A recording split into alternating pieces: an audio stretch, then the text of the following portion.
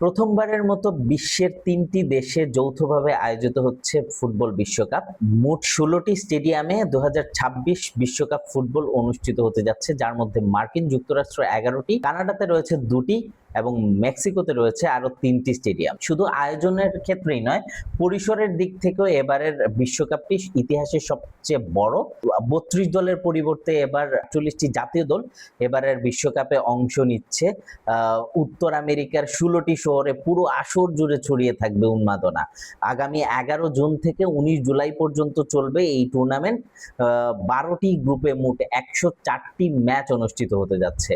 ফলে এটি হতে যাচ্ছে ইতিহাসের সবচেয়ে বিস্তৃত ভৌগোলিক পরিসরে আয়োজিত বিশ্বকাপ। এবারের বিশ্বকাপে দুটো স্টেডিয়াম রয়েছে যাদের একটার থেকে অন্যটির দূরত্ব হচ্ছে ৪,৪০০ কিলোমিটার, অর্থাৎ ২,৭০০ মাইল। সেই স্টেডিয়াম দুটি হচ্ছে কানাডার ভ্যানকুভার সিটির বিসি প্লেস এবং বিসি প্লেস থেকে মেক্সিকো সিটির এস্তাদিও আজতেকার মধ্যে। ২০২৬ বিশ্বকাপ দরজায় কড়া নাড়ছে। সেই বিশ্বকাপকে সামনে রেখে বিশ্বকাপের ১৬টি স্টেডিয়াম নিয়ে দেশ দর্পণের এই বিশেষ আয়োজন।